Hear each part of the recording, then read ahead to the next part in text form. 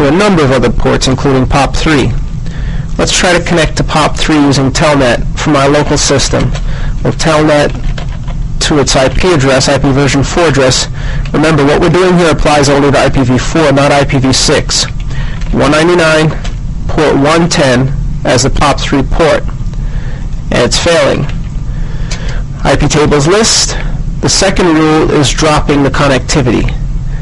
Now, if we had set up a logging option for this rule, we would see the drops being logged, and we'd have proof of it if we instructed IP tables to log to a file. But we cannot connect to 110. How about attempting to connect to any of the other ports, such as 21 or 80 or 143? 21 is FTP, doesn't work.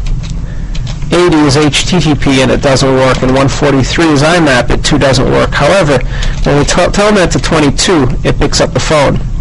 So right now, without turning off services on the remote system, that is Linux CBT Serve 4, IP tables is functioning as a first line of defense from remote connections into the local system. Now you may be wondering, how about connectivity from the remote server, Linux CBT Serve 4?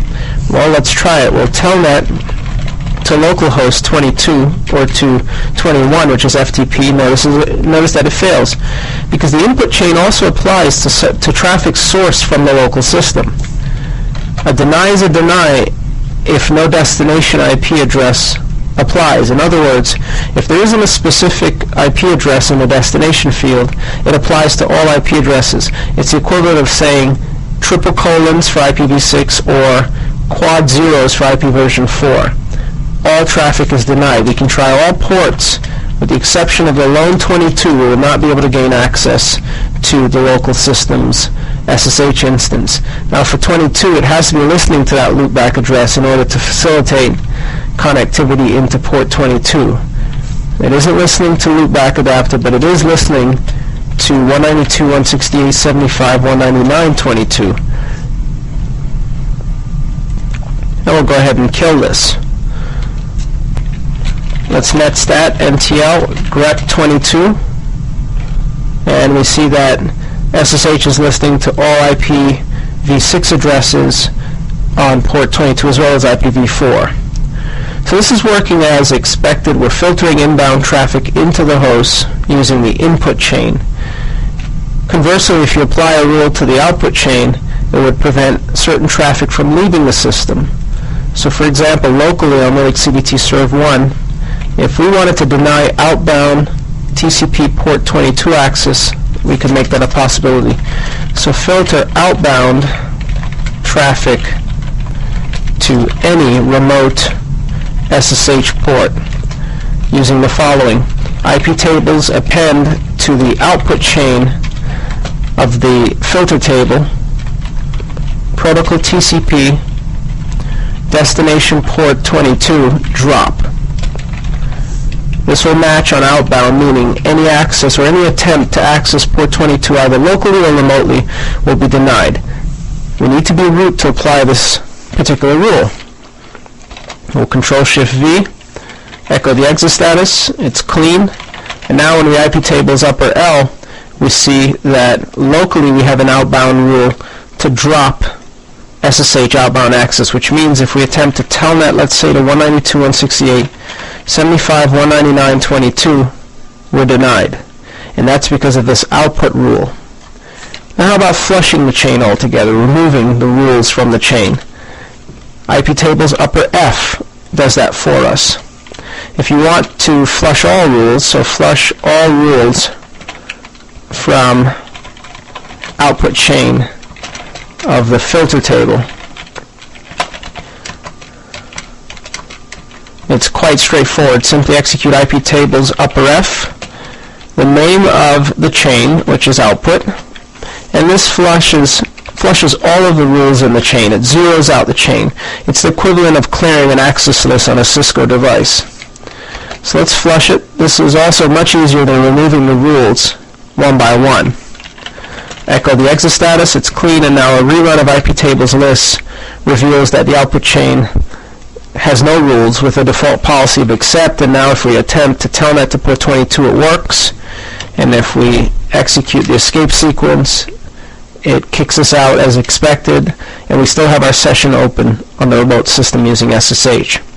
So we've modified the input, the output. You can list chains, you can view the counters associated with the chain. You may also zero out the chains, for example. A list would resemble the following IP tables list with the V option.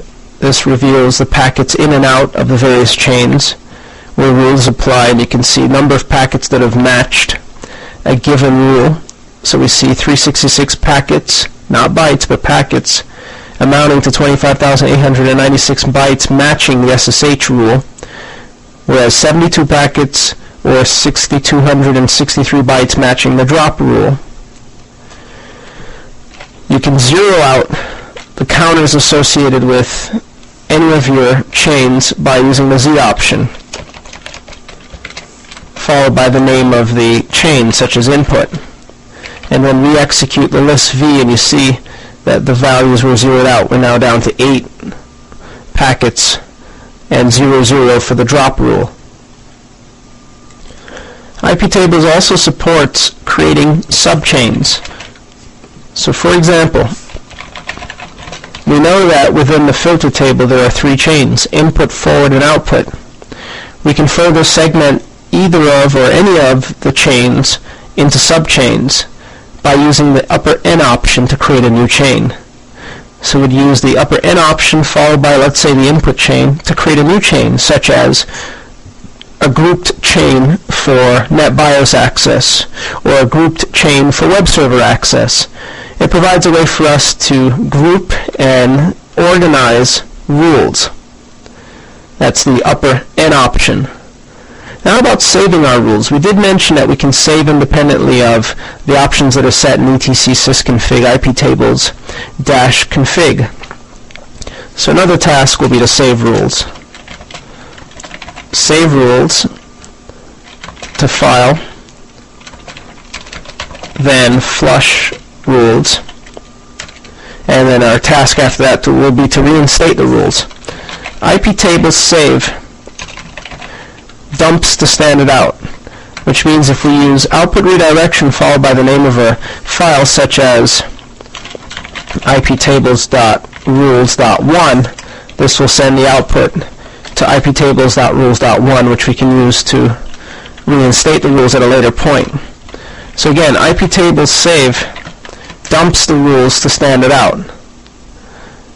However, IPTables save with output redirection sends the rules into a file named iptables.rules.1 or .rules.1, which means if we were to IPTables flush, so it's IPTables list, and then determine what to flush, we'll flush the input chain. So IPTables flush input, which removes all of the rules. We can reinstate the rules at any point by using IPTables restore, which is our 5th task. Reinstate flushed rules using, of course, IPTables restore followed by the file name iptables.rules.1. This will reinstate the rules for us and behaves similarly to what the IPTables init service does when instructed to save the rules on restarts and or on stops.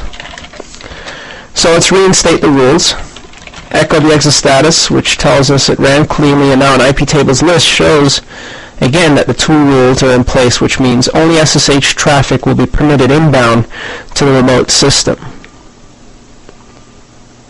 Now again, as mentioned, IPTables is a wide world. There are many, many options, many things we can do to apply rules in or outbound. You can interact with any of the tables. We told you that the default table is indeed the filter table, but there are other tables such as the NAT table, as well as, and that's table NAT, that is, the NAT table, which has 3 chains itself for pre-routing, meaning what to do with the packets prior to routing, post-routing, and output.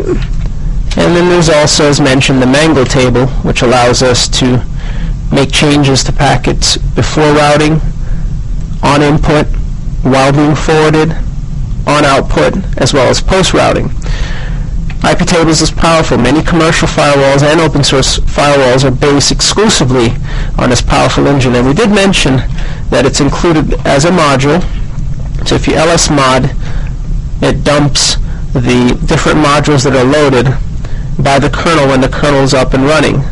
If you search, you'll see IP table modules, including NAT, Mangle, NAT, connection tracking, the filter table. So each table is represented, one for IP tables itself, and any other options that you may wish to enable that's included with the IP tables package. So this is an IPv4 firewall. We've looked at filtering inbound, brief outbound, saving our rules, restoring them, and we did mention that we would make changes to the default startup environment in etc sysconfig IP tables config. We'll set save on stop to yes, as well as save on restart to yes, such that in either case the rules will be saved to an appropriate file. And again, if we psef grepi IP tables case insensitive, we see nothing returns. However, when the system boots, indeed it executes etc initd IP tables as a service. You may execute status and it dumps the current rules. You may restart, which causes it to save and also causes it to reload the appropriate modules that are currently running. And also, as a consequence of restarting, it saves the rules to etc sysconfig IP tables. A cat of etc sysconfig IP tables reveals as such. Here are the rules. If we stop the service, it'll do the same. Stopping unloads the modules. But it doesn't prevent us from listing the default filter table or any of the tables. So now the default is in place, which means our rules are saved, which means if we IP tables start again, or restart, and then rerun IP tables list, we should see that the rules are in place. Two simple rules, albeit, but nonetheless it illustrates the point that with Red Hat Enterprise 5's etc sysconfig IP tables-config file, we can easily instruct it to save the rules for us whenever we restart or stop IP tables. Now we're going to be looking at IP tables version 6 next to show you how it applies to the version 6 of Internet Protocol, since we do have an IPv6 address bound to the system. And then we'll move on to other items.